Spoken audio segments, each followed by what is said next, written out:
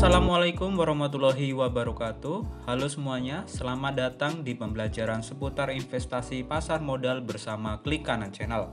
Dalam video kali ini kita akan bahas tentang berapa dana minimal untuk transaksi saham. Dalam tema video kali ini adalah pertanyaan yang selalu dilontarkan oleh teman-teman ketika ingin mencoba berinvestasi di saham. Selain pertanyaan mengenai dana yang dibutuhkan untuk jual beli saham online, biasanya teman-teman juga bertanya mengenai broker apa yang bagus untuk transaksi saham. Well, mari kita bahas satu persatu. Berapa sebenarnya dana minimal untuk jual beli saham online? Sebelum menghitung jumlah dana yang sobat miliki, sobat harus mengetahui terlebih dahulu mengenai jumlah pembelian dalam saham. Saat ini jumlah minimal pembelian saham adalah 1 lot. Setiap lot terdiri dari 100 lembar saham. Artinya jika satu lembar saham itu diibaratkan dengan Rp1.000, maka dana yang dibutuhkan untuk membeli saham secara online hanya Rp100.000.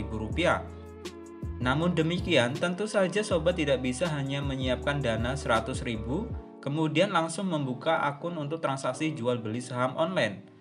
Beberapa broker atau perusahaan sekuritas di Indonesia memiliki batas minimal. Setiap broker mempunyai kebijakan sendiri dalam menetapkan dana minimal untuk pembukaan rekening saham. Tetapi sekarang ini banyak broker yang memberikan dana minimal yang sangat kecil. Dulu waktu saya awal pembukaan rekening saham itu masih mahasiswa. Tahu sendiri uang sakunya berapa sih untuk mahasiswa? Itu dulu saya awal membuka sekitar 3 jutaan di broker Mandiri Sekuritas di tahun 2016. Tapi rata-rata broker di Indonesia memberikan dana minimal 5 juta bagi setiap orang yang ingin membuka rekening di perusahaan mereka. Namun ada juga yang mematok di angka 10 juta dan sebagainya. Lain broker, lain cerita, dan lain fee-nya juga. Solusi yang tepat, menggunakan batas minimal di broker untuk jual beli saham bukanlah hal yang salah. Tapi sobat harus memahami bahwa dana yang terbatas akan sulit digunakan dalam trading. Untuk itu, apabila dana sobat sedikit, lakukan investasi dengan menyimpan saham dalam jangka waktu yang cukup panjang untuk memperoleh profit. Tapi hal ini tidak menjadi jaminan sobat untuk mendapatkan profit yang besar. Hitung-hitung belajar sambil mensukseskan kampanye Yuk Nabung Saham. Karena perlu diketahui bahwa sekarang dominasi asing sangat terasa di pasar saham.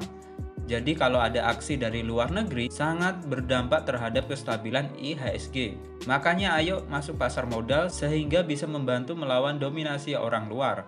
Katanya cinta NKRI, ya enggak? Selanjutnya, mengenai broker apa yang bagus untuk transaksi saham. Kalau menurut saya dalam memilih broker itu sangat penting dalam dunia pasar modal. Apalagi kalau kita masih awam mengenai dunia pasar modal. Mengapa penting? Karena broker itu bukan hanya tempat orang untuk transaksi saham saja. Di situ teman-teman harus mengetahui besaran potongan biaya atau fee-nya.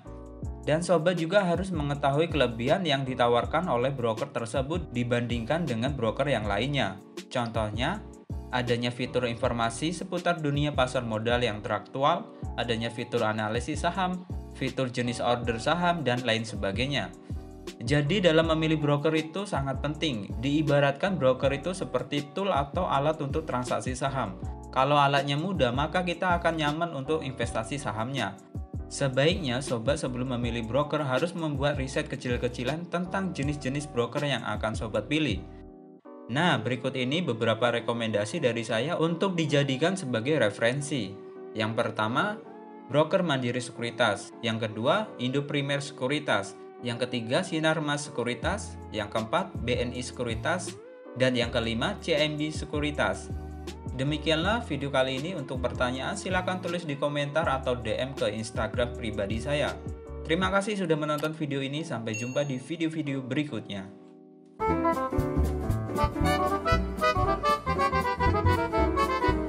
Hi, thanks for stopping by our video. Don't forget to comment, like, and subscribe.